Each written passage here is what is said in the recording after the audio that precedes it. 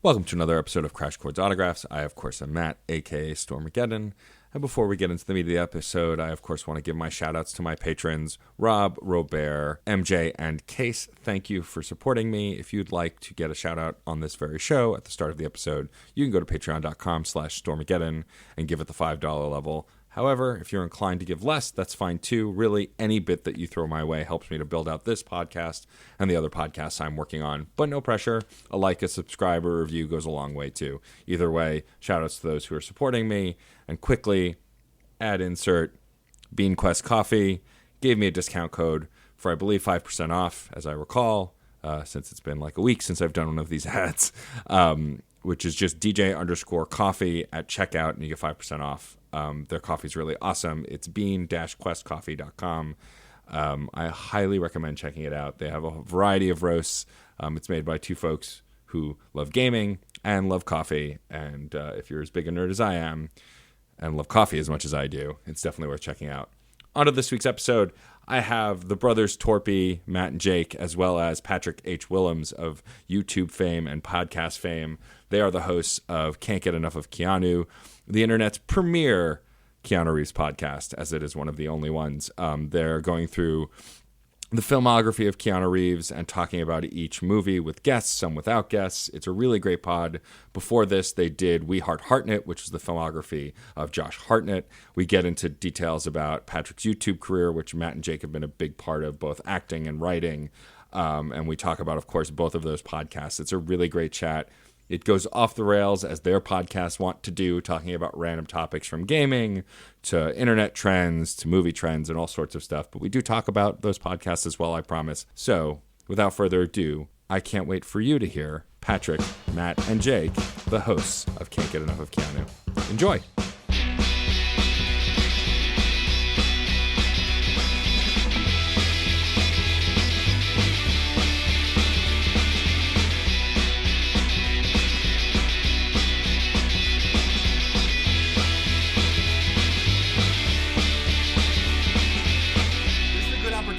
Actually introduce my guests. Hello. The podcast cohort from Can't Get Enough of Keanu and We Heart Hartnett, the brilliant minds of Patrick Willems and Matt and Jake Torpey, the Brorpies, yes. as the podcast knows. Once the brothers Torpey, and I'm glad that the Brorpies, my awful, disgusting-sounding nickname, has caught on. Brorpey fever is sweeping the nation. That sounds like SARS or something. That sounds funny. Yeah, exactly. It's definitely a highly contagious. Which is oil-based. Who knows? Oil-based buboes. Yeah, they're called buboes, boy. And I'm actually really excited to have you all on because, like I said, after I'd met Patrick, I pretty much did a deep dive into all the stuff he had been working on. Yeah. And as someone who has 4 podcasts and is a podcast nerd, which I guess is a thing everyone can be now, I fell in love with We Heart Hartnett because I too was not super familiar with his discography. You and like 6 other people. Yeah. Thank you. I mean, like the consensus was like either you forgot that he existed, or the best case scenario was usually like, we're doing a podcast about Josh Hartnett, and people be like, oh yeah. Oh yeah, like that guy. That was the most the episode I was looking forward to get. Was the Faculty episode because that's the movie everyone remembers. Right. Good movie. When you guys were, and I know you talk about this a little bit on the show itself, but like coming to the decision to do Josh Hartnett, did that just come from like the awe of his discography and how surprised you were in the variety of stuff he was in? No. I can explain this. Well, partly. Well, so We Heart Hartnett was the first podcast that I ever had. Right. Matt had actually co-hosted 2 podcasts before that. So Matt was a veteran of the podcast medium. Right. I'd always wanted to have a podcast because it felt like a natural way to extend my brand. So right, of course. No, but unironically from Pat. And just like I talk about movies a lot, and the videos are all also like they're heavily scripted and they take up all my time, and I kind of it felt natural to have a looser place to like talk about movies publicly. But I spent like 5 years unable to think of a topic because every time I'd think of like a movie series I'd want to talk about, it was done. A director I'd want to cover, it had been done. And I didn't want to just do a general like review with the new movies or whatever. I like structure to these. Well, I don't like the episodes to be structured, but I like the show to have like a clear path and to have a clear theme. And then it was September 2017. Yeah. Matt and I, who are roommates, we were just talking one day in our living room. Somehow Josh Hartnett came up. I started scrolling through his IMDb and just like looking through his filmography and all the weird movies he's in. And I was like, oh my God, he like was starring in movies like 1 year into his career. 2 years later, he's like in Sofia Coppola's first movie. 2 years after that, he's like headlining a Michael Bay movie. And then I leapt to my feet and I said, Matt, I've got it. A podcast called We Heart Hartnett. It's about the filmography of Josh Hartnett. And you said, okay. Yeah. And then I texted Jake, and Jake took a while to respond because he was initially not into the idea. Yeah, I didn't want to do it. I mean, It sounded really stupid. I didn't want to do it. I feel you. It did sound stupid. I was just like... And maybe it still is stupid. Well, no, I here disagree. the two things that sold me, which one of them, I think they were both the things that ended up helping it congeal as an idea, was just like, he's not in that many movies. It's a That's manageable honestly a amount. huge Yeah, reason yeah, for yeah, why. sure. Yeah. We're not doing like Eric Roberts as the joke podcast of like Also, we're just not going that's to a fucking podcast cover that already. guy. Yeah. It is. Those people are insane. But it's the same thing. Like Yeah. a lot of people before we announced Keanu, Yeah. A lot of people like were like, do Nicolas Cage. Yeah, and I was no. always like, no, that will take years of our lives. yeah, I don't want to do that.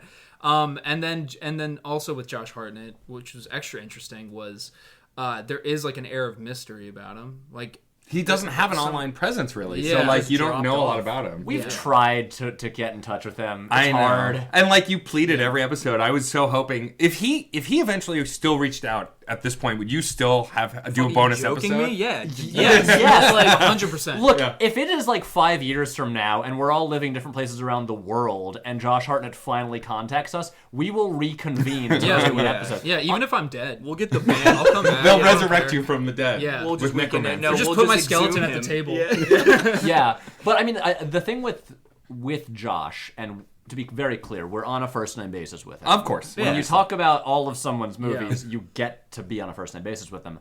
And it's a similar thing with picking Keanu, where they kind of became like the star of movies very quickly. Yeah. You didn't go through like 10 years of like bit parts on TV and then like larger roles on TV and then supporting roles in movies and then finally the one where they pop. Like they were like the lead very soon into their career, but also there was a huge variety of movies. Yeah. Like with Josh, you have the narrative that I find really interesting where you have an actor who shows up and immediately like, you know, audiences seem to like them, or Hollywood decides they're going to be like the next big leading man. Yeah. And so what they do is they just try them out in all sorts of movies, and just like let's put them in like romantic. Okay, for instance, one example is after Topher Grace left that '70s show and was like, I will do movies now. Hollywood was like, okay. Traffic. Well, let's try him in everything. So he's like going to be Venom in Spider-Man 3. Yeah. He's going to be in like romantic comedies. He's going to be in dramas. We'll put him in all different types of roles and see. That was like a few years later. Yeah. His cloud had already started to fade. Yeah, but that was it. And then like nothing quite connected. And with Josh, it was a similar thing. He's in this like huge variety of movies in those 5 years because they were just trying him out in all sorts of different types of roles. You've got like romantic dramas, you've got war movies, you've got all these things. Yeah, and like what was really interesting about listening to the show, because it was a more laid back discussion, like I never felt if I didn't watch the movie, I would be completely lost. Because That's the good. conversation... That's a relief. The conversation was very organic, and like you talked about the movie. I mean, you describe, for the most part, you guys run through the plot of a whole movie from beginning to end and jump around a little. But Wait, are you Right. saying you did not track down the German Blu-ray copy of I Come With the Rain? Which I still own. you I'll probably just hold on to it. Yeah, I mean, you might as well. It may be worth something. It's an someday. interesting movie. It's not great, and I probably don't know when I'll ever put it back on again. But Yeah. it But was. you put that in your apartment, and someone's visiting, and they look at it, and they go, what's that? And then you have a story. It's a conversation piece. Yeah, for sure. exactly. Yeah. Yeah. Because there's a whole. It's Christian. which is interesting. That movie. It's a hyper violent, very very allegorically Christian Vietnamese film starring Josh Hartnett. Yeah. And it's the only movie I think that director, whose name was like Tran maybe, or Tran or something, who made the film. That was the only movie he ever made that had like these American actors incorporated. Otherwise he was just making Vietnamese and movies. what was the murderer in the that 90s. was making Elias Codius, and he was making William fuck. Yeah. What's the Francis artist? Bacon. Francis Bacon. They're Yeah. making Francis Bacon references like the agonies of Yeah. Christ or whatever, those weird paintings. Yeah. I don't know if But that's out of even what it's real called. human flesh. Out of Yeah. human This flesh. is a tangent about the film I Come with the Rain that you know what? I'm gonna just like make a bet here. I would bet $20 no one listening to this podcast right now has seen. Of that period, probably. and Josh I would Hartnett, though, guarantee. I would love to talk to him. I will not pull punches about the fact, though, that his output, like between I don't know, Black Hawk Down and like Penny Dreadful. Well, no, I would say his post 2007 output, because that's when he made the, I think, interesting choice to stop appearing in studio films. Yeah. And to only do like international or independent movies. Yeah. I think interesting choice, but the majority of them did not pan out. And we're Exactly. bad. weren't good. He And just we're had bad very luck. bad. It felt if he felt like it. He feels to me still like a deeply unlucky actor because when we were covering all of his different movies, you could understand the logic behind his choices. He's not like an unsavvy person, And he's not a bad career-wise, actor and he's not a either. bad No. actor either. But there just seemed to be like this weird karmic imbalance in the universe, and he's just constantly doing projects that fail for one reason or another. Meanwhile, though, you could see other actors make choices similar to him with the same kind of logic applied, and suddenly those movies are successes because just all the right ingredients fit. Honestly, kind of like Keanu. Keanu's a good example. I had the idea to do Keanu because we kept referencing him because they have, Josh and Keanu have similar attributes as actors. Yeah. They're both like tall, pale, have dark hair, have kind of similar like similar ranges as actors. So like bad facial hair, Right. Sure. Yeah. All right. But you could bad at accents. but yeah, both bad at But accents. both bad at accents, that's for sure. But it's the kind of thing where like even though they're like, you know, a decade apart in age, maybe more, you could see them like the kind of roles that like Keanu played, you could see Josh being offered sure. the same ones. Yeah. And what we would say is like, Josh, you should be making decisions like Keanu did. Like he understood like what to do with a very similar like skill set, Right. And like list of attributes, and picked the right projects, and you were not picking the right projects. And so Keanu was. We just Well, wanted yeah, to do we something got where we left with a positive vibe, like a Sure. nice taste in our mouths. Well, I mean, so the interesting with Keanu is like, again, since I was already a listener to We Heart Hartnett, like you converted to Twitter and like you were promoting that you were working on something new and taking suggestions. My suggestion of Topher Grace was overlooked, but that's okay. Wait, you suggested Topher Grace? I did. He's a fun one. We We have a had- working title. Oh, for that. do you? know, That's we- really funny. We came up with a. That's one that we did consider. Yeah, And, I mean, because my logic was it's a similar career path to Josh Hartnett of like in everything and then gone and now is barely in anything until recently. I mean, did play David He- Duke. in David Black Duke, Klansman. yeah. But yeah, no. Topher Grace is one that is an idea that came up like early on, and Yeah. and I think we probably shouldn't say it on air. But you had come up with a title in for case it. Jake came up with a next level genius title. That was such a good title. We were it was like our front runner choice for a long Right. time, just because it was such a good name. Let's just say I'm a big Tears for Fears fan. Nice. Oh, Yeah. excellent. As a music nerd, I get the reference. And I appreciate that. Okay. But like, and then settling on Keanu though, what's funny about it is like your dialogue in the first episode about like how everyone thinks he's a bad actor because of a couple of roles where he was not portrayed in the best light. Yeah. Like like a lot of you, I was the same way. Like I had that in my head. Like he was you know Ted from Bill and Ted. He was this goofy actor. Yeah. And then it wasn't until like The Matrix and hearing people talk about him, and then of course with the John Wick movies, which because of you guys, I finally sat down and watched the series of movies. Like I should have watched them anyway, but like I said to my spouse, who also likes like cheesy action movies, like people have been talking about John Wick forever. We should watch these movies, and like we sat down and watched the first one, and immediately figured out when we were going to rent and watch the second one. And then we had to wait for the third one to come to home video or to home video. Nobody uses home video, but to the internet. know what Excuse you me, mean. I own all 3 on physical media. Nice, amazing. Yeah. But These like movies will go off Netflix.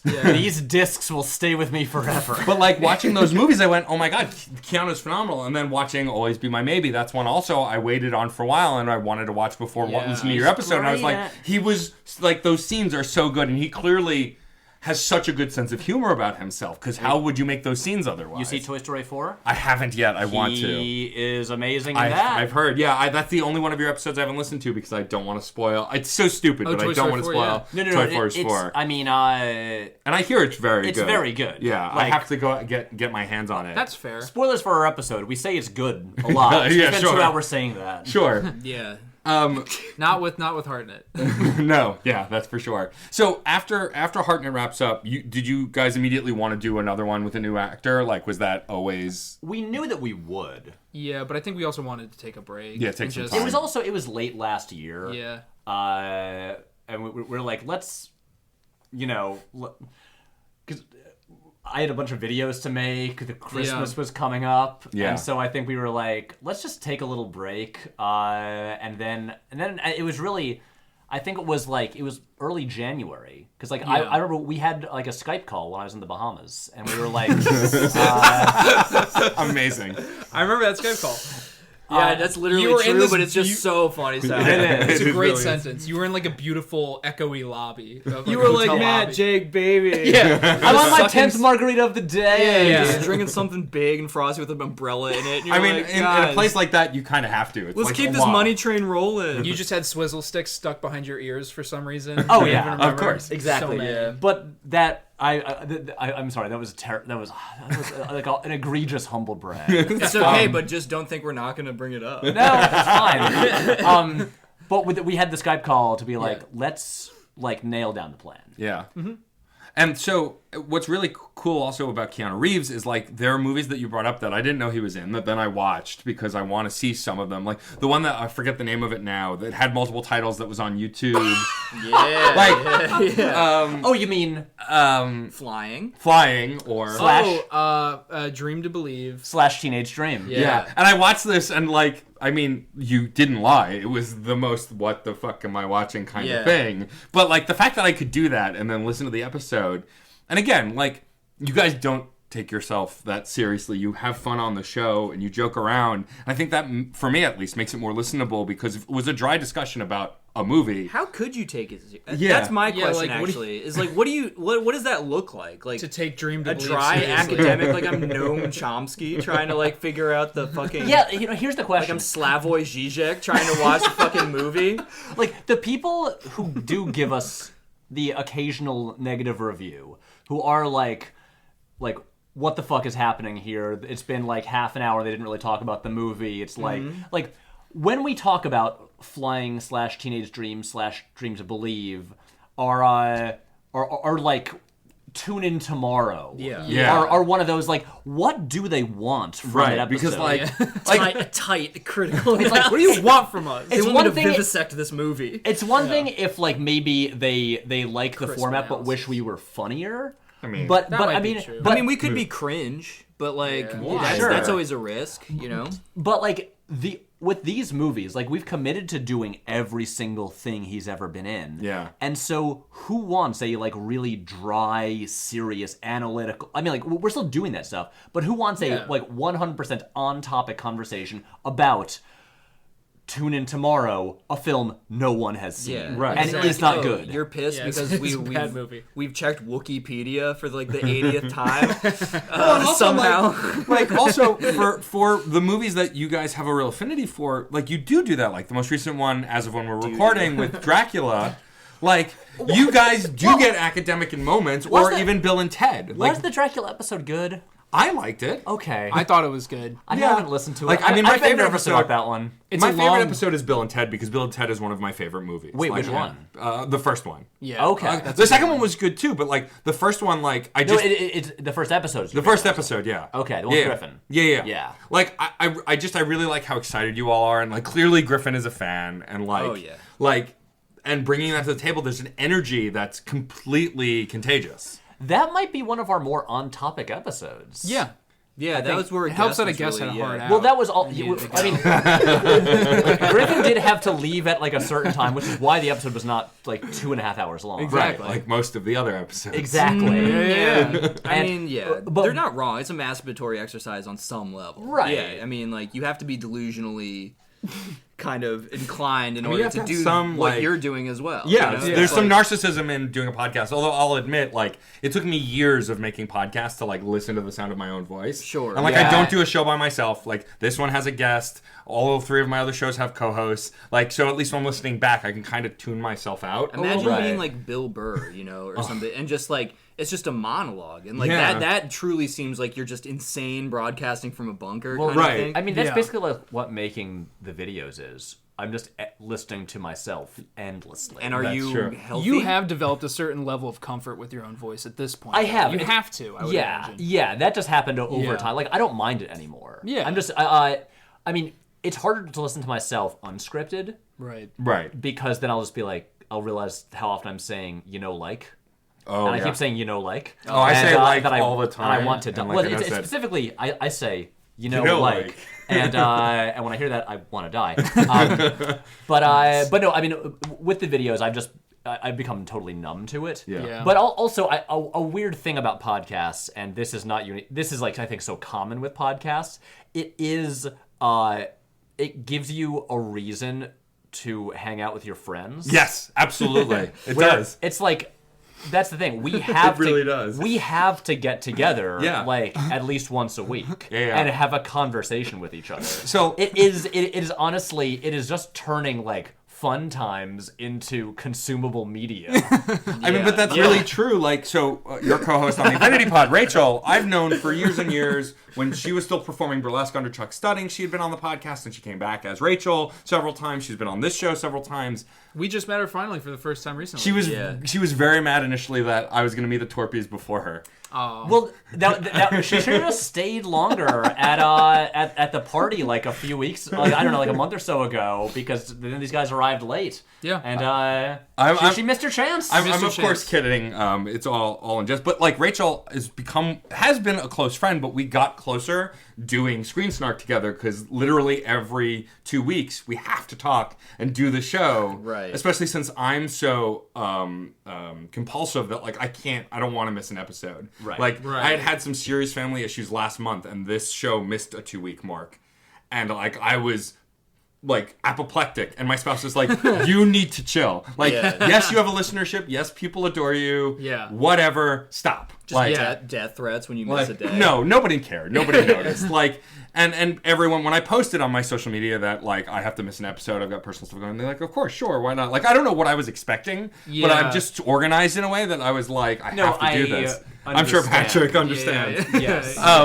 But it is an excuse to hang out and get to know people better that maybe you saw less of, like, which is also really This is great. why your dad would want you to have dinner at the table. I feel Yeah. like. Yes. It's like Yeah, the like absolutely. normal familial equivalent. Yeah. We're all having supper, and we want to know how you did at school today. Yeah. Let's all talk. And you're 14 and you give one word answers. But if you ask me a single question about my work, you're going to get met with stony silence, my son. and maybe like the you rod. I feel like they've gone off into like a personal experience growing Yeah, up yeah, in the yeah, Torpey yeah. household. Their dad is a good guy that I've known for many years. He's We awesome. love to We paint love- him as this like as this martial figure who Yeah. like Uh, hits us. By the way, I won't say what one it is, but there is one video on the YouTube channel featuring the parents, the father of Matt and Jake, Oh, amazing. in a supporting role. You That's can really find great. all of our immediate family members in Pat's channel. if you look hard enough. Wait, is Our mom and Ben and Marky are both all in. wait, where's Marky? His name's Marky- Mark. He's an adult man. But he will be Marky forever. He's working for like Is he the youngest? Is he the Navy. youngest brother? He's the youngest brother. Yeah, four- that sounds there's like four. him. He's 21. Okay. He's not a baby, but Yeah. Marky's hard to like. It's hard to But get your, that. your out of my parents are both system. there. Ben's there. What video is Marky in? Was he not like a little kid in some video, like when you were first making some stuff? Yes, And he- things I made in high school that Oh no, maybe wait. you're right. Maybe he's not in it. He gets kicked down the stair. Oh wait. Yeah, he gets kicked down the stairs in Chef Locked Wolfson 3, right? Right. Okay, but you're right. So maybe But I'm like, just I don't think he's on the YouTube channel. we get him. We gotta get We him. gotta get him. But Gotta yeah, catch all 'em I'm all, saying dude. is He's a mysterious boy. their dad is in one video, and he's very funny. That's It great. is funny. It What- made me laugh just thinking about it. And so, talking about the YouTube a little bit, and we'll go back to the podcast. So, like, the channel is under Patrick's name. You Yeah. both have been involved. It's involved. It seems it's like the very beginning, essentially, or pretty early on. No. Yes, as in Matt is the star of the first video on the channel. So but, yeah. but like, I'm a rejection letter. In the first video on the channel, I murder Matt. nice, Right. excellent. With many different weapons. I do have to say, my favorite Matt role is definitely Joe Cool. I love Hell that yeah. scene so much. It's just Quiet. the gate you have as you stroll out of that kitchen is my It's my favorite natural thing. gate, actually. It's just the best. I love that the full story of Joe Cool in the cartoon though is that he like gets a job as a checkout clerk. Yeah. Yeah. And like Yeah. it's sad and he's like he doesn't like it. Yeah. Like, he has to go get a job in like the straight world. Yeah. But talking about the videos, when you're making them, you're obviously writing the script for a lot of these.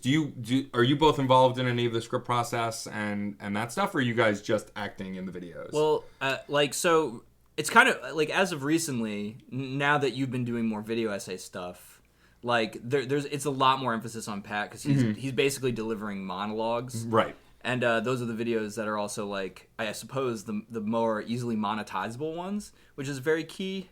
But I think That's why there's a lot of them. Yeah. But I would say that It's like the most key. Yeah. You try and make sure that there's some sort of like narrative like structure around the video essays, because I think a lot of video essays tend to be the same shit. It's like voiceover, lo-fi hip-hop jazz music, and like video clips. Yeah. And Yeah. and it would be it. And then so like a lot of the time that's where stories get written now, but like still we write a lot, I would say too. Yeah, I mean, there's no like really strict schedule. It's kind of like on a need by basis where we'll meet up and then you'll be like, I have these couple of things that I'm working on. Can you guys just like help spitball some ideas? And then so me and our friend Mike is another big contributor. He's a guy that lives in Philly. He used to live here. Yeah. And he's in lots of the videos. Yeah, exactly. But yeah, so he just like Skypes in for his part. Yeah. The thing about it is, so until November 2016, the channel was entirely narrative videos. Right. And for all that time, the whole thing was more collaborative. Also, important thing, the channel made no money back then. The audience, it took Negative money. negative money. Yeah, Yeah, totally. I just spent money on videos. It took the channel 5.5 years to gain 18,000 subscribers. That's where it was in November 2016. And since all the videos were narrative, it was very collaborative. We would all like meet like very regularly. I would often like, I guess I kind of function sort of like the showrunner. Yeah. Where I'd be like, Sure, that makes sense. here's like I guess I would like since I would direct everything, I would have kind of like final say. But we'd like flesh out and like work out the the ideas and the stories together, and it was very collaborative. And then I would like direct them and edit them and stuff like that. And then what basically just happened is once I started doing the video essays, and at the time it was more like there'd be like one video essay a month, and then it was like, and it just became more and more and more. But once those started making money, and it became clear that the essays were just the ones that made money, and now it's for like 2.5 years it's been my full-time job, and it's just that like the non-essays, like I can't put sponsors on them, Right. and so they just don't make money, and the essays are so time consuming that it doesn't allow a lot of time for other projects, Right. And so that's why because I love doing the narrative stuff so much and working with these guys, I brought in that component to the essays. So there is like so it is like each one is a bit more of like kind of a short film, even though there's the essay there. Yeah. And these guys have contributed so many like essential parts of the the essays, like the whole like Charlie Brown Christmas framing device in the like the MCU Yeah, video. that was great. That was Mike's idea. That was Mike's right? idea. so, Yeah. Yeah, I was explaining the idea to him, and he was like, "You know what this sounds like? It's just a Charlie Brown Christmas." That's and then amazing. I remember I was so stuck on the Matrix sequels one and how to end it. And Jake, I was just like, "Hey, can we just meet for a drink? Can you like help me with this?" Yeah. And you pitched the whole thing where it's like, Matt should make you a steak at the end, and it'll be an overcooked steak, and the Yeah. steak, and then you can reference the juicy and delicious steak, and that'll be like a metaphor for the sequels. Yeah. And Is the shittier steak? Yeah. yeah, and I was like, that's it. A And shittier steak and- made with love. and like Yeah. that final scene where I arrive home and Matt has like the Yeah. chef hat and everything. So good. And that like was like the perfect ending. Yeah. And so yeah, so there are all these. Well, honestly, probably a lot of people's like favorite parts of the videos are things that like these guys have contributed. It's just that like it's my name on it, and so my dream scenario is that I could like, not have to make 2 video essays a month, Right. and just have more just like purely narrative videos that are just like a more pure collaboration between us. Yeah. And but I gotta put food on the table. No, of course. I gotta Totally. pay those bills. Yeah. You gotta be real about the economics of YouTube a lot of the time. I feel Yeah. like. Exactly. I feel like a lot of people want to be what you are, so it's like I don't know. There's certain like harsher realities to it. It's not harsh, but like Right. you know what I mean. Like yeah, it's not. I mean, Awesome. I watch a Right. lot on YouTube now. Like, I used to be someone who watched network TV all the time, and now, like, as a cord cutter, like, I have whatever app you can think of that shows TV and movies. I Nice. have it. And But- now you pay even more than cable Cable. would cost. Is that true? Do you feel like you got $5 into something No. even more expensive than a bundled cable I package? do. I have like so many things. Yeah, Like, I think once Disney Plus drops, that's going to be like the tipping point because that's also going to be appointment TV for most of those programs. And then you Man. gotta get Peacock. Everyone's gonna be talking about can't. Peacock. Is that NBC? yeah, NBC Yeah. is doing their own This is what I subscription hate. service with old NBC shows as well. Ew, what does NBC have that anybody cares about? Seinfeld still. Seen it. Seinfeld, dude. Seen it. Seen it. Okay. I mean, The Office Ever heard is of it? still like the most popular show on Netflix. that's true. Seen And it. as soon as Peacock comes out, it's going to disappear off Netflix. right. Sorry, I hate Jack Ryan. that's Amazon. That's Amazon. But Jim. Nice segue. I like that. That was good. Sorry, Yeah. I really hate existing networks just also launching a streaming. Yeah. Like, why does CBS need CBS All Access? And I have it because I want to watch the new Star Trek. just put Star Trek on Yeah. fucking CBS. And I gotta watch Dickinson, and I gotta watch On- The Mandalorian, and I gotta watch Samurai Jack. And I gotta watch Samurai the new Jack. Samurai Jack, and what else? That's is there? it. There's so many things. You know what the unfortunate byproduct of all of these TV networks and companies forming their own subscription services where then you have to then pay somewhere around $5.99 or above for their subscription stuff is that it's, for me at least, having the opposite effect, which is like I'm slowly becoming, against my will, like I like watching shit, but now I'm like, guess I'm not watching TV anymore. I don't Yeah. want it. Like Yeah. I also guess feel- I'm not. I just guess I can't watch anything Well, Jake, anymore. also- Like, fuck. Everybody's pricing me out. I don't want to like buy all this shit and then have to like automate my credit card. And at the end of Yeah. every month, I have like $180 taken out like, just for fuck, Hulu or yeah, whatever. and it's just Jake, top also remember, ramen for you are dinner. you, and you are. I don't want it. But you also just follow fewer like current popular things in media than almost anyone else I know. Yeah, You but like don't. it's like, not if a people- con- it's not a if choice, there's though, or like, anything, but if there's really. like a TV show that everyone says is really good, you'll be like, not gonna do it. I'm not gonna watch Yeah. it. But like, I don't have That's that true. water cooler experience at my work. Really. If I had to be honest, like it's not even a social pressure. The appointment TV thing, like at least Yeah. in the environment I work in, which is I feel like the like cliche, Water cooler feeling left out. Like Yeah. oh no, I don't know. Like honestly, like the last time it ever felt like kind of oversaturated was Game of Thrones, Same, and that's yeah. done now. And, Right. and like, everybody hated it. yeah, basically everyone I know at the office that watched it was pissed. Yeah. But it was because you didn't see the Telegraph fucking fall of this like character. I don't know. Daenerys, yeah. It seemed like a very stupid outrage, but that yet I mean- again made me less into even wanting to see it. I mean, in the like, first place, yeah. I don't have the water. Like, I don't watch anything because of social pressure. Yeah. But it's more that like there's people whose opinions I trust, and if a lot of them like a thing, then I'll be like, I'll probably like the thing. I mean, that's I just true. want to watch it. Most of the stuff That's I a watch better way, now yeah. is like I watched an anime on Netflix called Seis Manos, and Okay. it's an animated show. I equate it to like what if Sounds Jack. Spanish. So it was. So it's, the main cast is like Is it three. Spanime?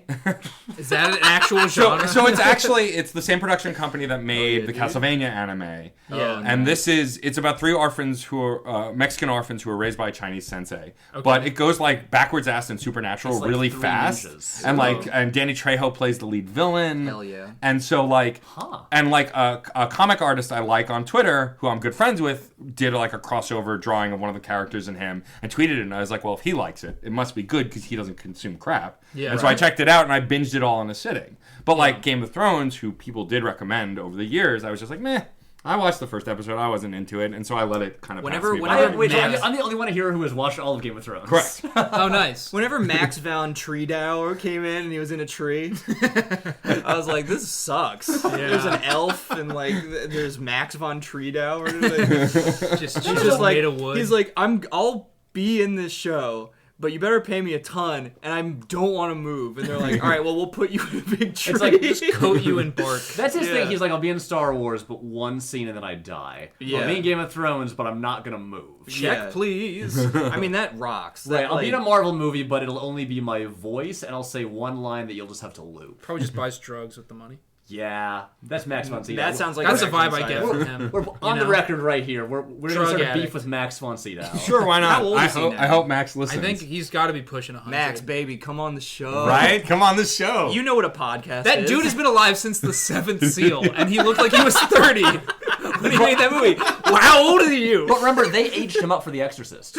yeah. Yeah, Okay, don't fair forget. That's makeup. Don't Yeah. forget that he's aged up in The Exorcist. That's like with the Star Wars trailer and what's his name who plays Emperor Palpatine coming back. Like my first experience, Ian McDermott. I was like, He's wait, aged- but how old is he? I know like, he's he was- aged up. Like he's in like his 30s in Jedi. and I never realized that damn. because they just make him look so old in that movie. What's Yeah. tight now is now they do The Irishman, so now you can age down. So people that are like old as shit can play like a 50-year-old or something. It's you know what I mean? awesome, yeah. Yeah, And then you so- have deep fakes, so then the person can be dead, and you can just have them be puppeteered by some horrible ghoulish necromancy, and it's just gonna be awesome. You're not even gonna need people soon. Yeah. The deep fake stuff creeps me out. Like all It's the videos very I've watched uncanny, is it's weird. really weird. It's all the Bill uncanny. Hader one is the one that creeps me out the most, where he does he the just- voices. yeah, and Where it transforms. keeps morphing. Yeah, so weird. That shit. None of rocks. it's 100% successful. I can't No, wait I've till we seen. just don't know what the hell is going on. Yeah, wait. what's real? I'm trying to Yeah. remember because I think I derailed this way back. Sorry. I think you mentioned streaming services. I and did. I was complained talking that there about were too YouTube. many. I was talking about YouTube. Oh, I that, appreciate you trying to help me out and bring it No, back. it's just an instinct. I see the sweat rolling. Anxiety's back. because I tend to go on tangents when I speak. Yeah. I've like over the years I have tried to become better at like remembering like Where things like, derail. like the branch. Yeah. And Yeah. then like returning to like where we tree. were. It's impressive Yeah. when you do it in Infinity Pod because both Scott and Rachel are very capable of derailing and going derailments on derailments. Right. That's the real danger. It's Yeah. one thing to have like a thing that we're Where you just, talking like, about in one the main offshoot. conversation with the offshoot to like, oh, as an aside. But what tends to happen, and it's always the danger, is that the offshoots trigger like Other a things a that snowball you remember, effect. yeah. It's terrible. See, that show is fun because I don't have to steer it the way like Keanu has like, it's like we got to get through the whole movie, and so Right. and usually I'll be the one being like, guys, we got to bring it back. Yeah. But I don't have to do that on Infinity Podcast, so usually, not usually, but like often I'll be the one just being like, hey guys, you know what I want to talk about? Right. Or, like, you know what? Unrelated thing that reminds me of like tangent time, and Right. so. Yeah. And the running gag that this is a podcast about Marvel movies or we're an hour into the episode, we should really like that comes up almost every episode, Yeah, which I exactly. appreciate. Is Marvel doing Phase 2 now? Was that a joke? Yeah. No. Yes. It's like phase 5 or something. Yeah. Of course it's doing No. Phase 2. I know about the. This is also one of those things It'd where be wild if Marvel's like, we're done. See ya. People that would would be lose their mind. sick. That would be awesome. we're tired of money. Yo, Yeah, right. BTFO. This money we're I'm so printing, sick we of don't want anymore. Wait. This is Professor McMonkey McBean just rolling in. Oh, I'm sorry. So Did you much want money no that more is stars? falling out the back of his convertible. He doesn't even care. He just still drives away. Wait, this is a new tangent. Sorry. Yeah, it is. You, Sorry. you were talking about YouTube. I'm the worst. So bringing it back to YouTube, the reason I brought up YouTube is I watch a lot of YouTube channels. YouTube's a bad place. This thing's blowing up. I hear so much about this thing, and I'm YouTube. like, Yeah. And it's like one of those things where, though, I feel like the reason I like your channel, I like a lot of the gaming channels I watch, is because a lot of it is personality forward. And if I identify or relate to the personality in front of the camera, like I feel more personally connected to the content. Sure. Whereas a lot of scripted stuff, like, and I never liked reality TV because it was all nonsense and some of it was scripted anyway, and it was all drama. Whereas like everything on YouTube, well, for one, is also mostly scripted these days. But like, it feels more realistic to me. I don't know. It's a natural. It feels more conversational the same way a podcast does. Sure. To a point. That makes sense. And like, I feel like I connect to the content more, and even stuff that maybe I wasn't super into or didn't know a lot about. Like, there are tons of videos that you've done, Patrick, that maybe I didn't know about the source material or the director. You mean you haven't watched the recent films of Terrence Malick? No, I haven't. You didn't watch Song to Song? But I loved the video because it was interesting, and I had met you in person. We had interacted a bunch online. Like, I knew your personality. So I felt like there was something, you'd have something to say that I'd want to hear. That's good to hear. I will say, everyone, whenever I'd mention that I was working on that video to anyone, they'd be like, enjoy your 0 views. And I was like, I know, no one's going to watch it, but you know what? There's one about Batman after that. That'll be fine. Yeah. Terrence Malick one did well. Yeah. People like Terry. People watched it. Yeah. That's like my biggest wonderful surprise of the year. Yeah. It's like that video that video has like double the views that like a video about John Wick has. I'm like, what happened? That's why you just gotta follow your nose. wherever Exactly. it goes, Wherever to it the goes. places of fruit, Wherever they wherever grow. they Yeah, grow. yeah, yeah. You know, This is and like, it's the Torpey mantra. Yeah, Yeah. obviously. yeah, Toucan Sam. Toucan Sam, and then he had kids. You don't Where's give a the toucan mom? damn. You follow his nose wherever. Did he it also goes. have? Wasn't there a toucan for the lifesavers too? That sounds familiar, but like I. Oh, that maybe. Could, right? I feel like there was It's like Trix a yogurt. sucking candy that had. There was a A sucking toucan, candy yeah. That was and like there a was toucan toucan. Yeah. It was beak shaped. It was like hard sucking candy. on Sam's Some beak. of your grandma had in a jeweled glass on the table. Yeah. To bring the But yes, conversation to bring the conversation back to the Keanu podcast, actually. Is Yeah. RedTube porn? That sounds correct. I believe so. YouTube Red is not. Not. No, But that is the RedTube paid is version. YouTube Red isn't even around anymore. Did they really kill it already? I mean, no, they just changed the name. It's like YouTube Premium. Yeah, I keep getting yeah. these little trial offers. Yeah, like try a month for popping free. up, and I'm always like, get it out! Go away. Yeah. As someone who actually makes a living through YouTube, don't do that. Don't Yeah. bother with it. Yeah. Yeah. It's I mean, like, I think the only thing on YouTube Premium that anyone liked was Cobra Kai. Yeah. That, Which I heard which is like Yeah. shockingly good. But one show is not enough. I do Well, love let's- seeing old versions of people I saw in the 80s go Sure. like, are we done fighting each other? I don't think so. Unless you want to watch what was it? There was PewDiePie's show got taken away. Yeah, they it was took his away. he gets it was scared or whatever? Scare PewDiePie or But something. it was mostly they would just like take like the biggest people on YouTube and then here's what was done about it. So so much of the appeal of YouTube is sort of the like that you can like identify with the people there. It's like, okay, they're making it themselves. It's like there's like a homemade aspect to it. Mm-hmm. When you take the people you already like on YouTube, but then put them into super polished, like high production value reality TV shows. Crazy Russian hacker. He can't get his own TV show. But like Wanna the watch appeal with dry goes ice and away, water. and the audience doesn't want to watch it. It's like no, we want to watch you like in your apartment. We don't want to watch you on like an expensive, like flashy TV set. Yeah. And that's what they didn't seem to realize. And so I think that's why it didn't do. Great. Don't they know Also about the- psychographics as a metric of consumers? Yeah, Probably idiots. it's Google. Yeah. I mean, they own everything at this Yeah, point. They own also all our YouTube biometric data. YouTube's genesis was as a free site, so I feel like when you've built the foundations of your popular service on something that's free and open to the public, to then put stuff behind a paywall suddenly, I think just feels like an affront to everybody's sensibilities of But like, that also this is means not how YouTube works. Then your instinct becomes like, oh, well, we have to make it look like it deserves to be behind a paywall, which you then probably go the glossy route with, which then counteracts any kind of like Personality. it undermines the personality. So it just doubly alienates. right. So you Yeah. got to make one decision or the other. It feels like Yeah, or make an offshoot of YouTube that's owned by them, but just, I don't know, rebrand it and call it something else. it'll be bought by Disney. at some point. I'm sure. Is there something like that? Yeah. I am fighting the urge to do like the most shameless plug of all time. Do you have something on YouTube Premium? Not on YouTube Premium, but I am involved in a better option. Oh my god! Amazing. Don't So say we'll play curiosity the straight stream. man on this infomercial. Just I joking. mean, it's connected. Oh really? That's funny.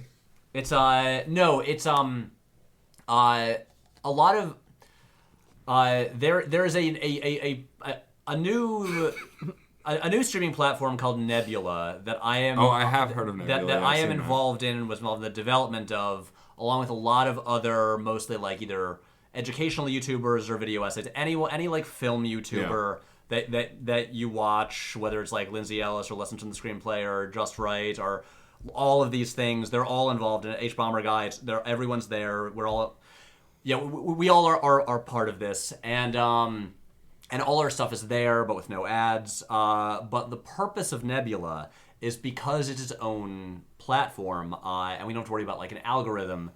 We can make exclusive stuff for that platform and experiment and do stuff that like we might not want to do on YouTube because of the algorithm. Right, Because and we're you don't worried want to about throw views. off your income. Right, and so it is a place where we can make stuff that's still, like, it's not like we're like on a reality TV show set, but it's still it's still like personal stuff. Yeah. But we can do more personal stuff. Right. On there, and so it's like it's a place to put stuff that like might not like have like a place on YouTube. Yeah. Wouldn't you say this is like the hardest aspect of this whole thing is that mixture of all of the benefits of like a highly centralized small number of like production studios pumping in a lot of money so that you can like do some incredibly like elaborate things, but then also like the notion of smaller budget things but with a lot more creative leeway, which it just feels like that's always been like the push and pull tension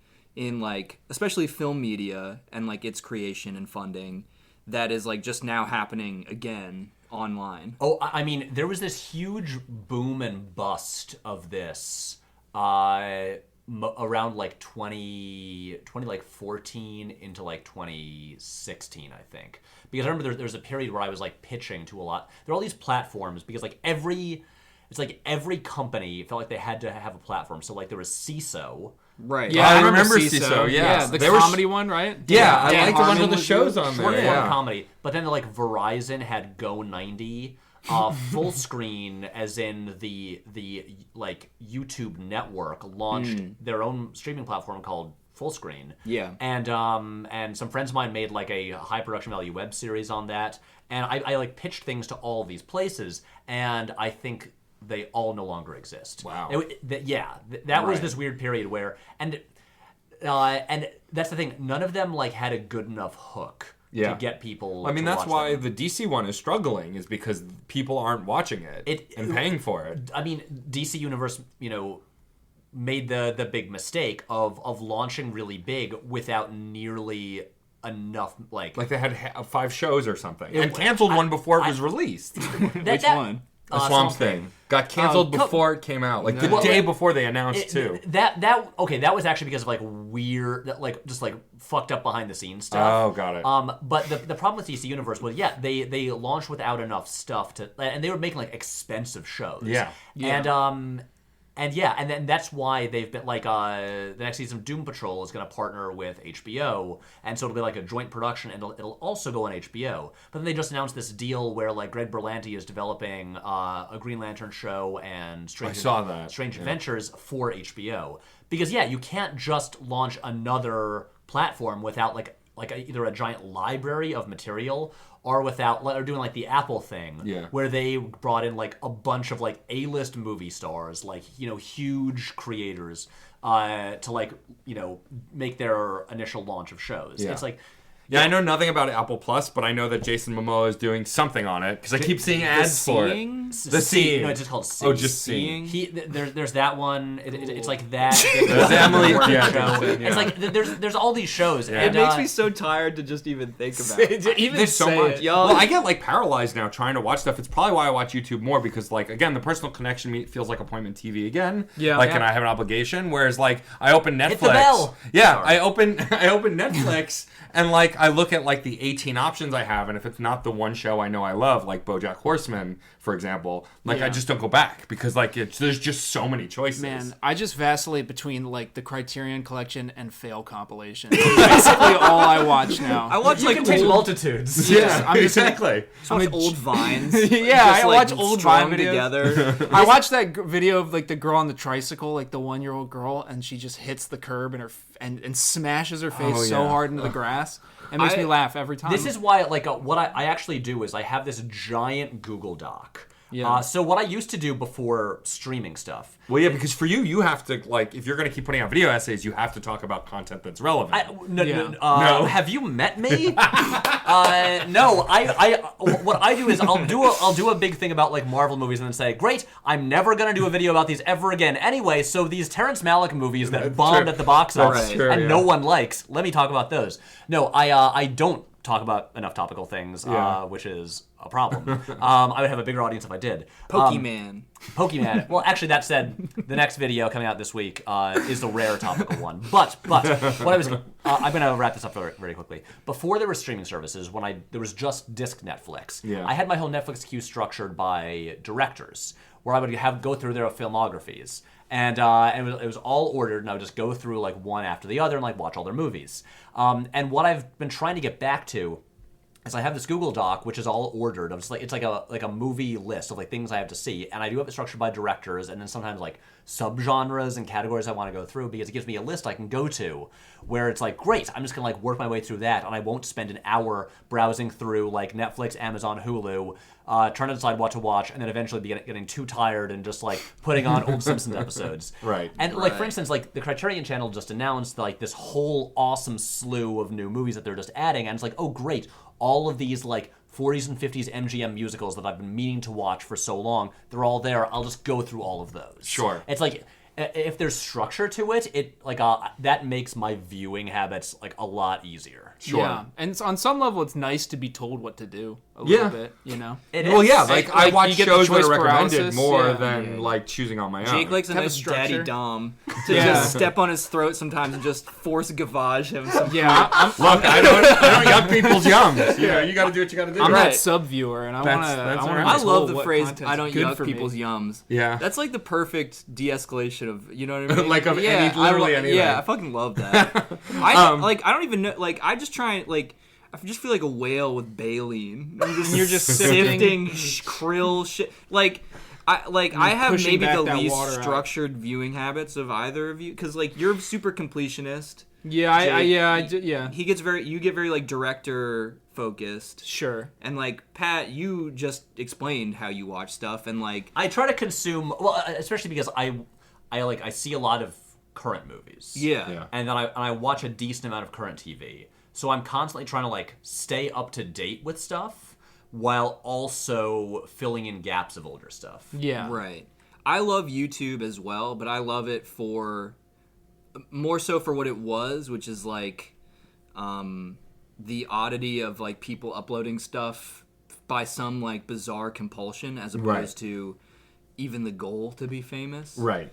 And then don't get me wrong, like I follow really like famous people. I love like Video Game Donkey, you know. Yeah, of like, course, sure. Like I love Yeah. the hits as well. I think they're genuinely like cool, and they're like culturally influential people that like you should also just know exist. Also, Jablinski Games. I still love one that of my channel. favorite things on Jablinski YouTube. Games is awesome. Well, it's funny. I follow both Will Smith and Jack Black. I follow both channels, and like I enjoy them both for very different reasons. But what's been interesting to me is like watching Jack Black do whatever YouTuber's doing, Yeah. and Will Smith is doing what Will Smith does just on YouTube, which is fine. Will Smith hired a team of comedy writers to write his YouTube, his YouTube and Instagram stuff. Yeah. Right, that sucks. To just know already ruins it, even if something's funny for real. Sure. I'm just like, I know that it's... Right, Yeah. but it's basically just a reality show. Yeah. Yeah. And then Jack Black's is, I mean, originally it was just like, he gives his kid a camera and he says like, hey Sammy, make some videos. Yeah.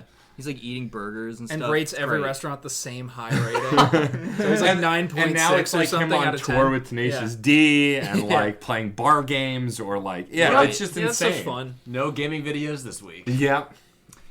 Anyway, but I will say, if anyone, if people want to know like some real weird under 1,000 subscriber YouTube channels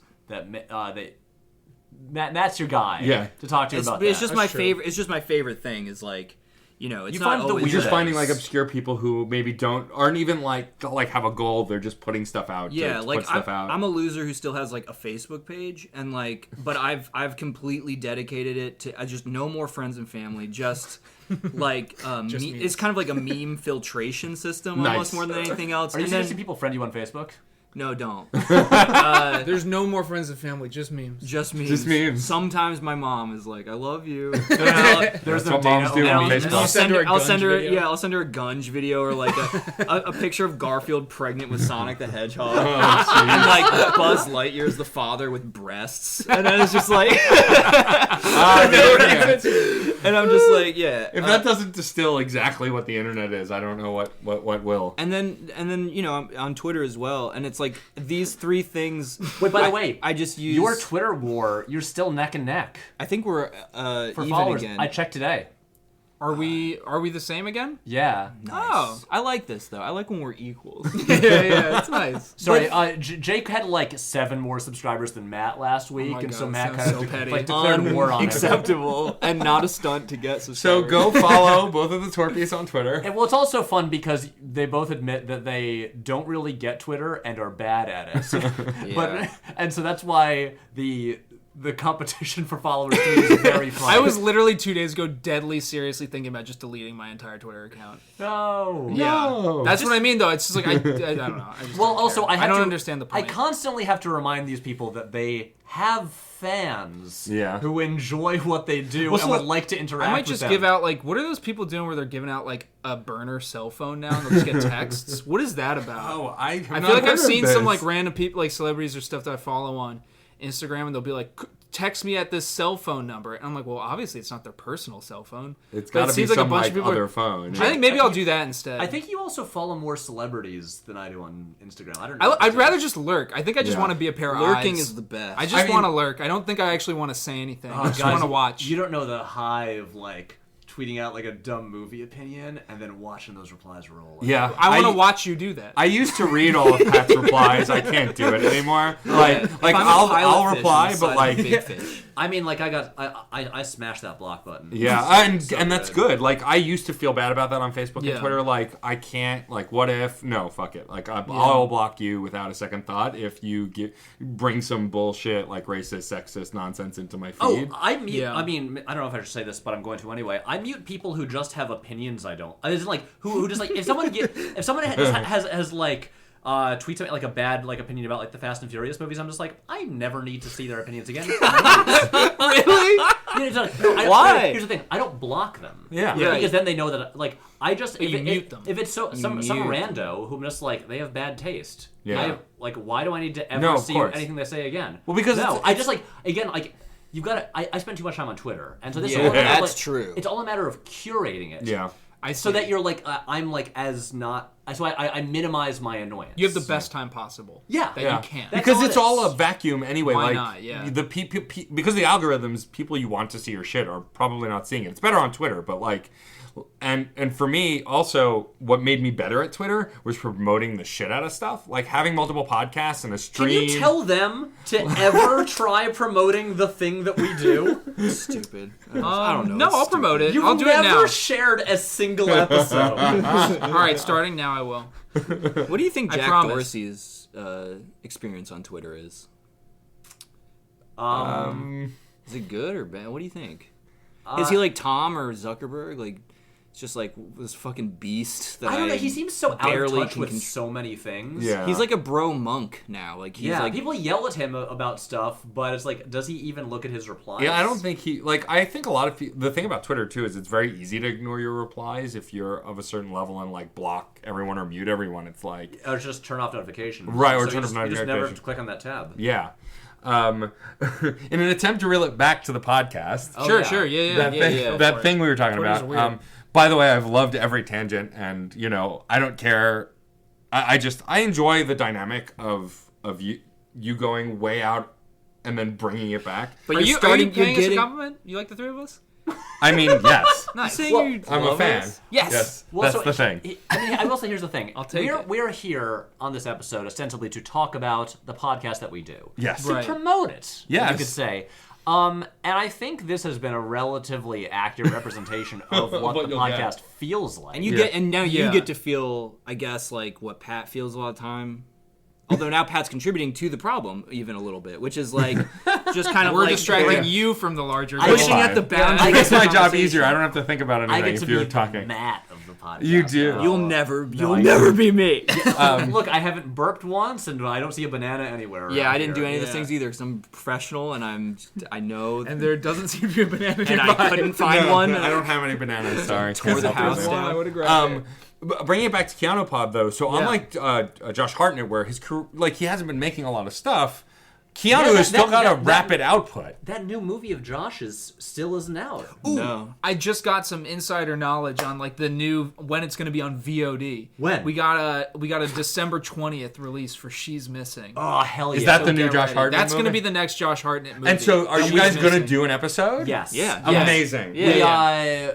I think it's a thing that maybe we said it on Twitter. I don't know if we've said it on the podcast, but anytime Josh has a new movie, You'll do a new will episode. we'll do like emergency episode of We Heart Hartnett, Yeah. with the original theme song and everything. Amazing. Yeah. I mean, again, I basically just stole the format of You Talking You Two to Me. Yeah. And so after they Right. became Are You Talking R.E.M. Me, Yeah. like when they still at some point like went to see like a U2 concert and are just like, ooh, new episode of You Talking Yeah. You Two to Me. And Yeah. so it'll just be the same thing. And but Keanu puts out movies, I feel like definitely more frequently than Josh. So, like, do you foresee yourself going longer with this podcast just because there'll be a more heavier frequency of movies? I think it'll be nice whenever this one we get to like replicas or wherever the last Yeah. one is technically on the slate So next September. next September. We have a spreadsheet with like All the every dates and episode everything. scheduled. And And when yeah, you put it like that, it's very Yeah, it's imposing. overwhelming but, now. but I think once we finish up with like just getting it through the backlog, what'll be kind of fun is just.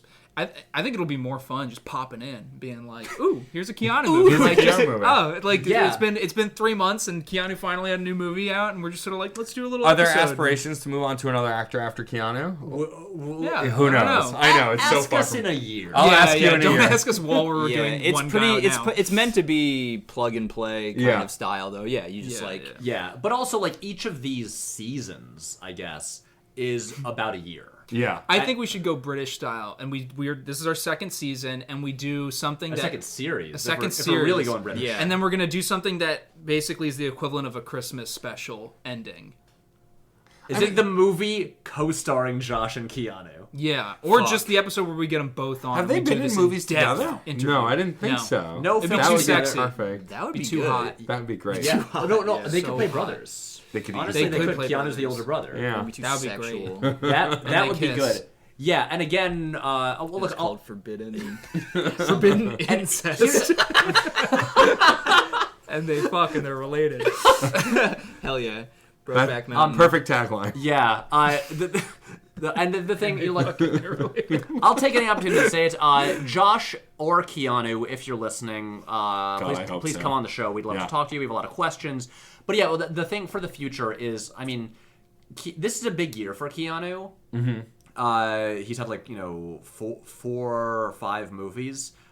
Next year isn't going to be like that. Yeah. I think it's like at least 2 years until John Wick 4. Yeah. And so, I don't know what we'll be doing on the podcast because when we finish Keanu, it's actually the timing is great because Bill and Ted Face the Music opens in theaters like 2 or 3 weeks before the last scheduled episode. Oh, that's awesome. That's going to work out perfectly. Yeah, so we'll be able to cover that as one of our last episodes. And then, of course, we'll have bonus episodes. You know, we've got to cover his TV movies, his commercials, his TV appearances. Mm-hmm. Yeah, there's a bunch of really funny TV films from the 80s that I'm kind of dying Canadian to watch. like that Canadian talk show that he seemed to like host. He hosted a Canadian talk show. Sort of, but it seemed like he would like go do different things, like go like learn how to ride a horse or whatever. That sounds He's amazing. also in Cyberpunk 2077, which we will do an episode on. You are going to do an episode on that. I was curious about that. Again, We'll do like a Let's Play or something. if you look, we'll see. So Matt, if It's you long. That's gonna be a long. That's like playing the Witcher 3. No, I know, yeah. it's like a 70-hour game or 60-hour game. But like, if you listen to the Josh Hartnett one, you know that we had an episode that was like Josh's short films and commercials and music videos. Yeah. We covered everything. Yeah. We will cover everything with Keanu. Yeah. Fear not. Well, and I mean, knowing Patrick's arc with video games, you recently invested to play Spider-Man. You invested in a PS4. No, I did not. No? Matt owns a PS4. Ah, you invested in Spider-Man. I spent $60 and used my roommate's console to play a game a year ago. Have I played a game since then? No. Nope.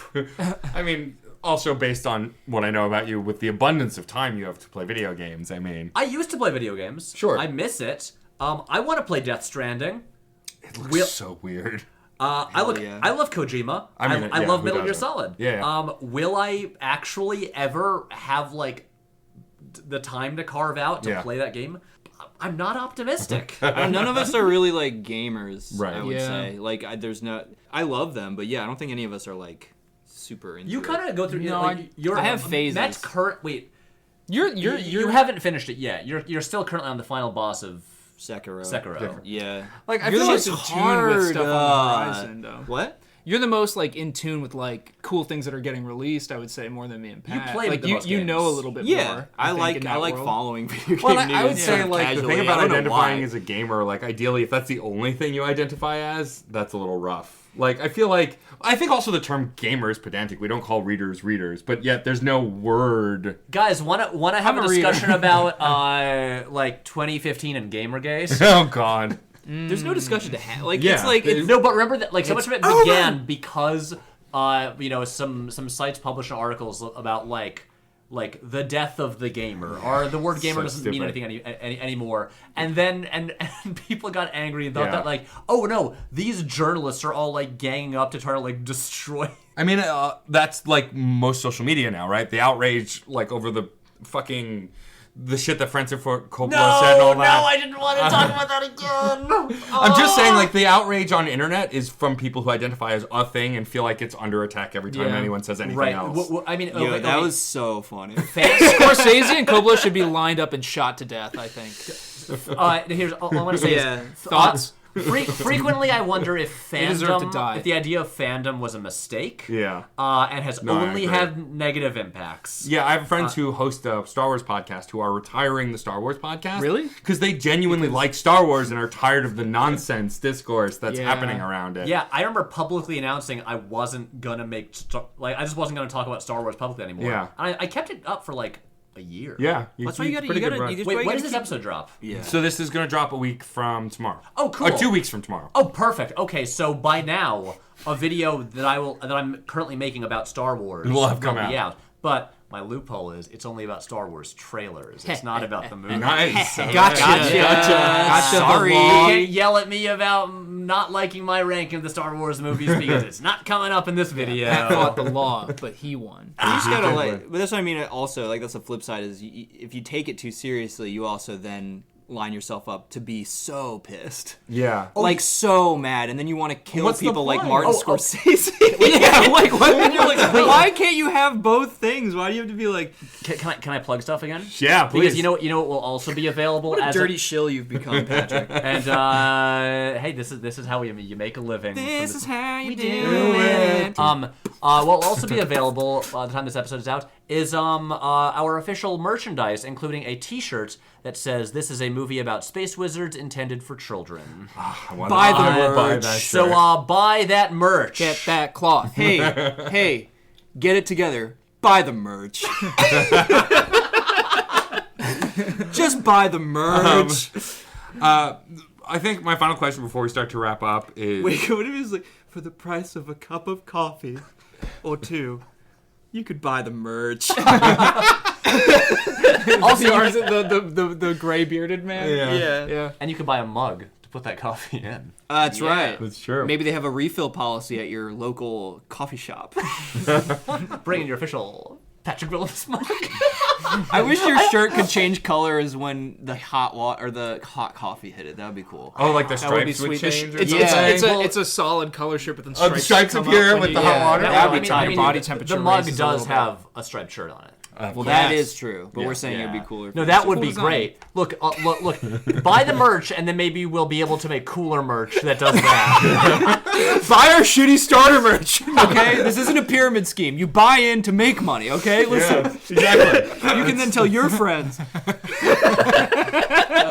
is a good episode, right? Yeah.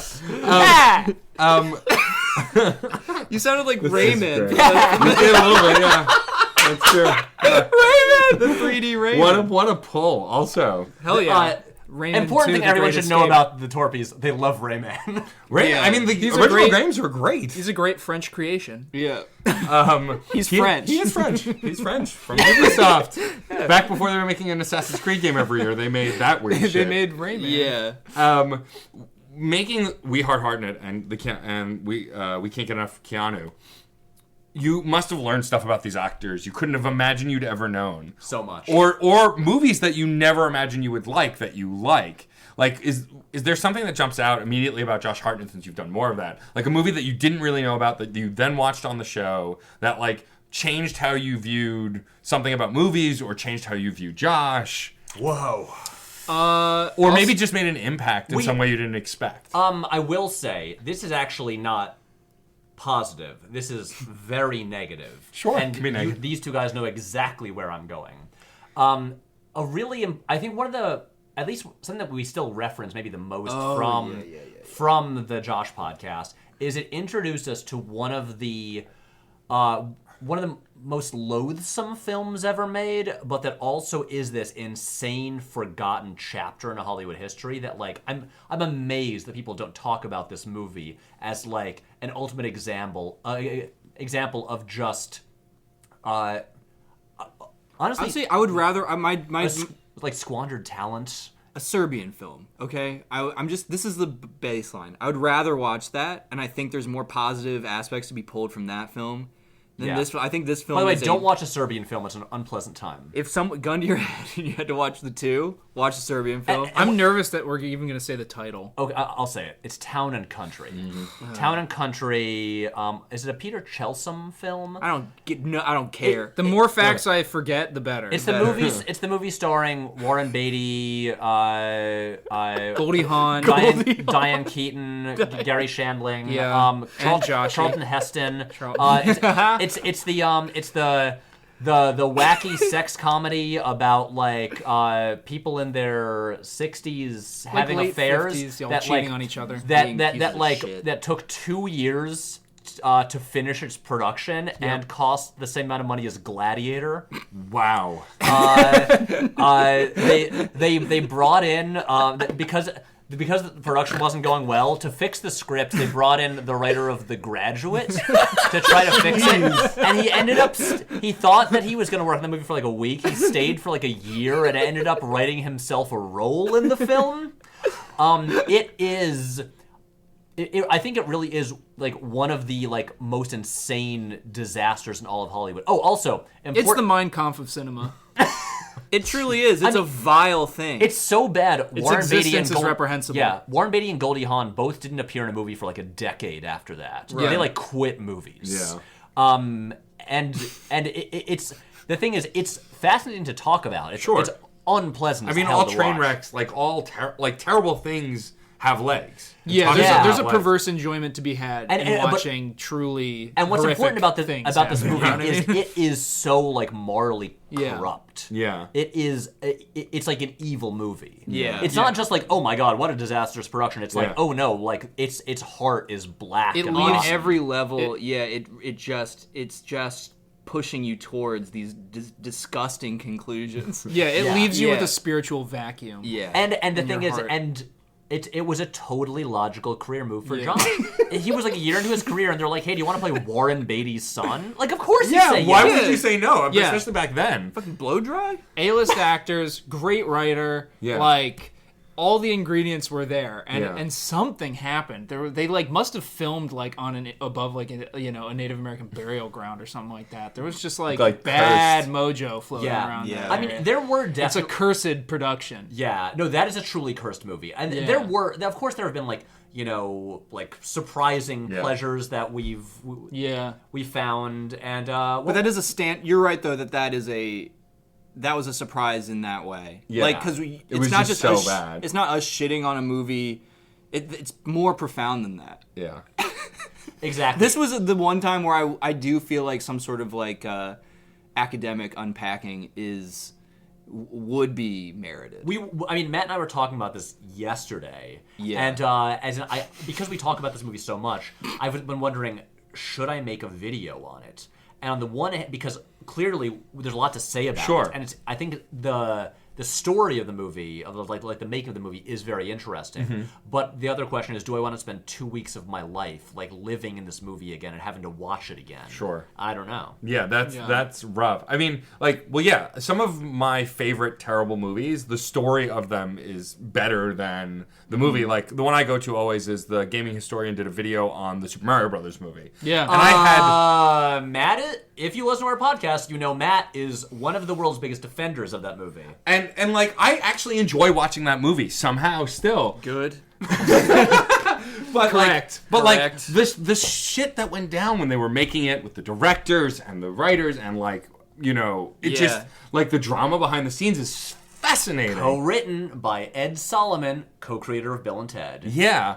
But great pressure creates diamonds.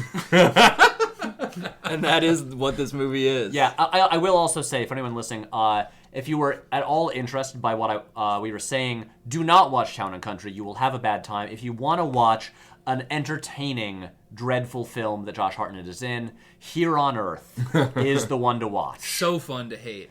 Yes. Which I think those are important too for like... Yeah, there's fun bad and evil bad. Yeah. I mean, listening to the Keanu pod, like... I like when you guys are discussing a movie you really like, but I think the reason I like the Bram Stoker's Dracula episode so much is because you guys don't unabashedly love that movie. It has its problems. Keanu, of course, wasn't great in it, which you talked about. Mm-hmm. And I think that why I like that episode so much is because it's like a nice middle ground of like, the special effects were phenomenal. Of course, Gary Oldman is incredible. Like, he is in everything. Right. But like, then there are like glaring things that just don't make sense or aren't good, and you talk about that too. And I think like, when discussing movies, that's my favorite thing. Like, when someone unabashedly loves something, like you talk about on the Infinity Pod a lot, like people who are just fanboys for Marvel movies and not recognizing the flaws in them, it's like, you can be, like what you like, but it's more interesting to talk about the flaws in the things you love. It's, you're kind of... It's not even that it's more fun. It's just weird to see people that are deeply uncritical about stuff. I don't get that. Well, there's uncritical and there's also just like relentlessly negative. I guess gleefully critical. Yeah. As in, but like, I mean, again, there may be an upcoming video that is like semi-related to this topic. A lot of hints dropped this episode. Oh yeah. Exclusives. Love getting exclusives. Yeah. But I feel that a lot of film discussion on the internet, especially on YouTube, is extremely it's like hyperbolic and very binary. Yeah. As in, things are either like perfect masterpieces are awful pieces of shit, and let's like celebrate it as we take them down. Yeah. And most movies fall within the two. Yeah. And a lot of movies are pretty good, are fine, and are like a mixed bag. And I feel like, especially because we spend like sometimes 2+ hours on our episodes, we try to get into like all of it, like every aspect of it, like the good and the bad. And the strange. Yeah, You know what? If it didn't cost $16 to see a movie, maybe people would be less polarized by the fucking experience they had. That's why everyone should sign up for AMC A-List and just see lots of movies. Just go see 2 movies a month, and it pays for itself. Yeah. Pretty much, yeah. Also, I'm not getting paid by AMC. But I think it's a good service. No. Well, yeah, and I think also when it comes to talking about movies and stuff, like, I think it was you who tweeted not that long ago, like, things can be okay. Like, that's fine. Like, or something along those lines you would say. I think you're referencing the tweet that was the inspiration for this video that might be coming in like a month or so. But like, no, I'm serious. Like, people, it's same in gaming. Like, there are tons of games I've played that are just okay, and I like playing okay games if I'm having fun with like the basic loop of like jumping or exploring or whatever the controls are. Like, who cares if the story is mediocre or maybe I don't like the voice act? Like, who cares? Like, if you're enjoying it, it's fine. Things can be okay. Not everything is the best cinema or the most revolutionary game that's ever been made. Like, it's okay to like things that are middling or mediocre. Yeah, or okay. I think people are just, that's the slippery slope fear, which is applicable to like almost any topic of conversation. Bad faith sort of judgments and then slippery slope arguments are like the 2 pillars upon which just like shitty discourse stands. But like, totally. I know what you mean, because like at some, you know, I'm like, I play video games. I understand it's like smoking or any bad habit. Like, that's how I conceive of it. But I just do it because it's like a little bit of like a nice thing or whatever.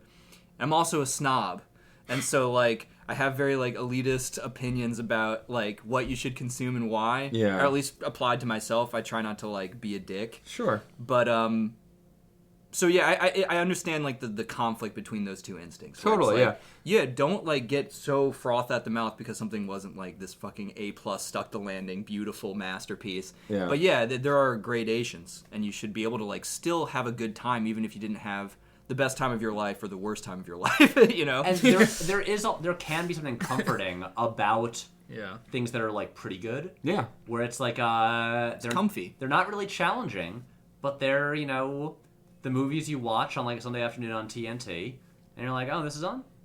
Yeah. This is like, world's right. coziest movie. Mm-hmm. That freaking the Frostiest Snowman cartoon or whatever it is. Oh, the original Christmas movie? Sure. So cozy. Well, yeah. I feel so cozy when I watch that shit. Guest video essay by Matt. The world's coziest movie by just Matt me in a Torpey. blanket drinking cocoa, just not even judging it, just being like, just making soft you guys noises. already did the masterpiece that was your Kung Pao Enter the Fist video. There's a great example thank of something you. that is at once madly genius and mediocre. I loved that movie when it first came out, and like rewatching it, I'm like, what is this? Like, I think I still appreciate it just on a nostalgia level, but As someone like, who saw it for the first time this year, I think it's pretty good. yeah, it's not a Yeah. bad movie. It's just, it's also I can't believe it was something I watched so regularly when I Yeah. was younger. We watch it very regularly. We watch my it God, so yeah, all the regularly time. that the DVD somehow got like jam on it. Like, Really? we got like That's peanut butter amazing. and jelly Yeah. on the DVD. When food somehow. is on your DVDs, that's when You know you're you've got too much. Yeah. Yeah, it's like a Raspberry dog-eared book. jam. Yeah. Yeah. It's like, what? Same thing with Legacy of Kain Soul Reaver, probably. Oh my god! Like I Dorito dust. just rebought on Steam. I have a Steam account, and so like they do these ridiculous sales where Yeah. games are like $1. So of course I have like 100 games that I'll never play Right. because they were $1. And I rebought the Legacy of Kain games recently. Still Oh. haven't replayed them, but like I remember loving those in the PlayStation Yeah. 2 era. I Like, miss my I don't friends know why. Rossi, Alan Kane. Yeah, I miss Very their sort of Jim and Dwight. Oh man, I love that you compare them to Jim and Dwight. That's amazing. Destiny is a game. I feel like we've Don't peaked. Raphael. I feel like we've peaked on the Rip his podcast. wing off, throw him in the pit. See, this is why I keep the Torpeys around Yeah. for this For their hot takes. and they're that level of wit. Hot Cheetos. Thank you so much for being on the show, guys. This was really Yeah. seriously so much fun. Oh, good. Thank it- you it- for having us. It felt like a seriously. brief moment of being within the room of a Keanu pod just because of the dynamic of the conversation. for Sure, sure. right. See, what we're missing here is the following 40 minutes where I'm like, Guys, we're still on Act 1 of the movie and we're 2 hours in. Fuck, Pat, come We're on. missing the part where Pat goes, "Shut the fuck up!" That happens more often than you would think. I believe it. As in, our longest episode ever drops tomorrow. Amazing. And I was stressed out. We'll get it figured out. It's all don't worry. good though, baby. It's all love, baby. If I do want to ask though, because you guys have been in the YouTube space for as long as you have, and like made a ton of really great stuff, and you. like, Thank you. do you have any advice to people? And I know it's a kind of a cheesy question, but like, especially since you're so knowledgeable about the algorithm and the nonsense that you have to deal with to like actually make money Is there any advice you have to someone making videos, either for YouTube or some other service, like maybe of where to start or what to do or how to stay motivated? Yes. Yes, I do.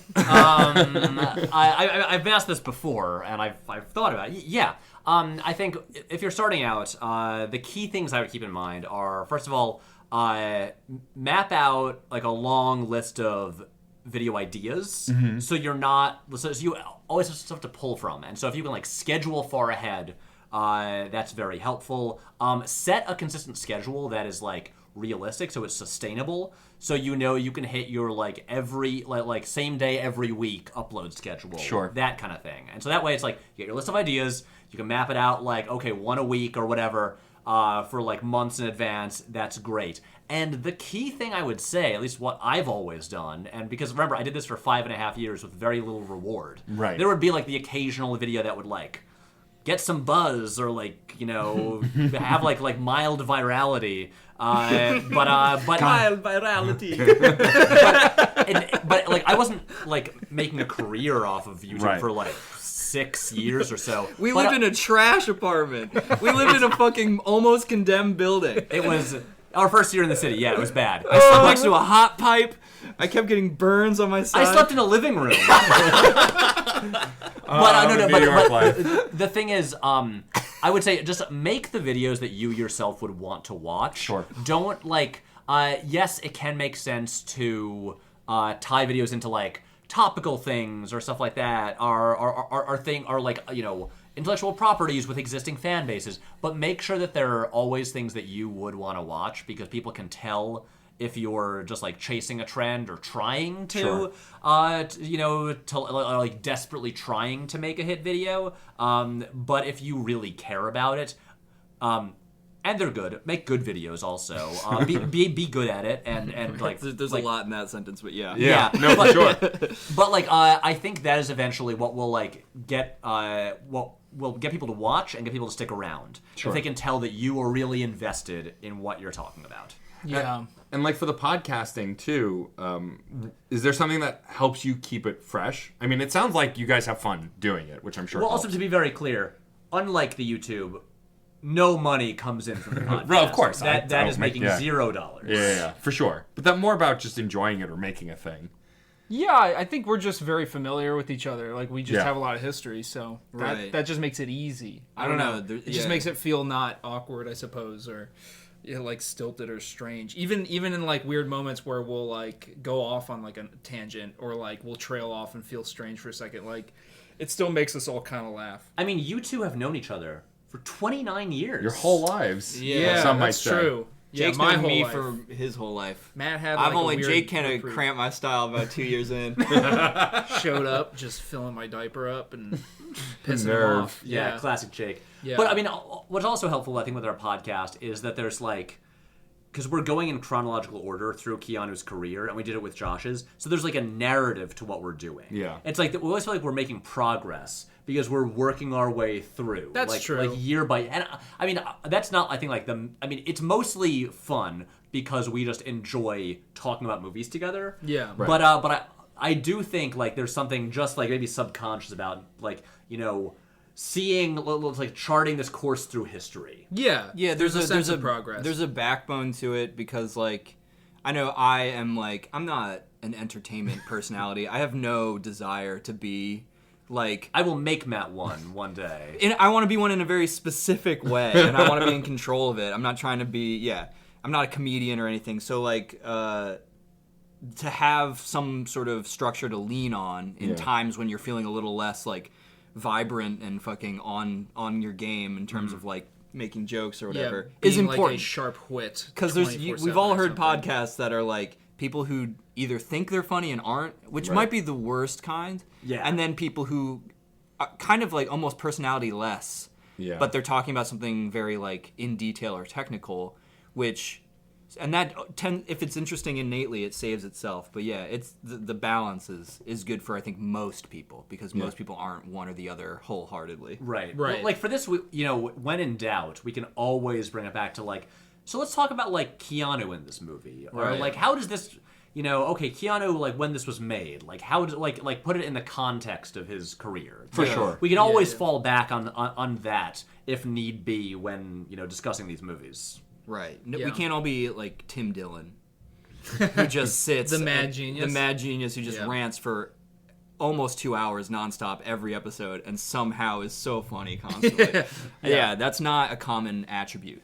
Yeah, that feels like drugs. Definitely. Yeah, it doesn't feel real in any way. Yeah. Like, I definitely like to think I'm funny at times, but I'm Right. not someone who's like, I'm going to be a comedian. Like, Yeah. whereas like, and also like for my shows, I have co-hosts who are, like Rachel's my co-host. Rachel's genuinely funny. She's a comedian. She does comedy Yeah, music. Like, that I lean on helps. her a lot because I can make a stupid joke in like crickets.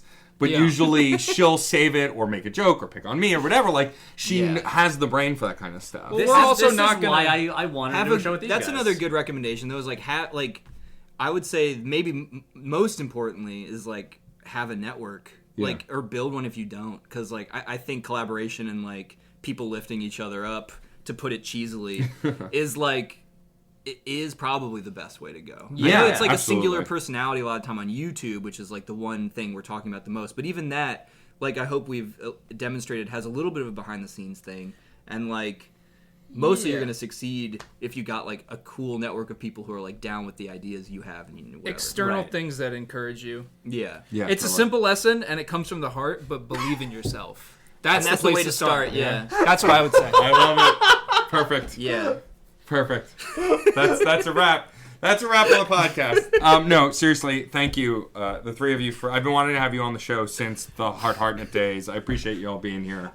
Now we're big time. Now you're big time. Yeah. On my podcast, you're big time. The last thing I'll ask you to do is I have a saying on the show because it was born out of the music show I used to do, which is music is life and life is good. It's the idea, very simply, to what you just said. If you're making stuff... Yeah. How bad could life be? Like, as long as you're creating or doing something or Pretty doing bad. something you love. Comedy gold. Comedy gold. Not gonna lie. Matt the realist. I love it. Yeah, let's stay grounded, folks. Wait. So you want us to say music Music is life and life is good. To sign Okay. off the show. Oh, sure, yeah. Can we bring this through us? Yes. Music is life. And life is? Good. That's it for this episode of Crash Chords Autographs. Our theme music is by Michael Kill. Our logo was designed by Case Aiken and Joey Amons. If you like the show, please rate and review us on iTunes and Facebook. You'll help us reach more listeners. Questions, comments, or guest recommendations? Email matt.storm@crashchords.com or hit us up on Twitter @CrashChordsWeb. Thanks for listening. Hi, this is Victor Devon, and I am the host of We Burlesque the podcast. Every Monday, I talk to fabulous denizens of nightlife, including burlesque performers, both seasoned and new to the form, drag performers, performance artists, DJs, and artists who make up their respective scenes. You can find us on Spotify, Apple Podcasts, Stitcher, and more. Please visit WeBurlesque.com to check out episode recaps and see all the formats available. And remember that music is life. Life is good.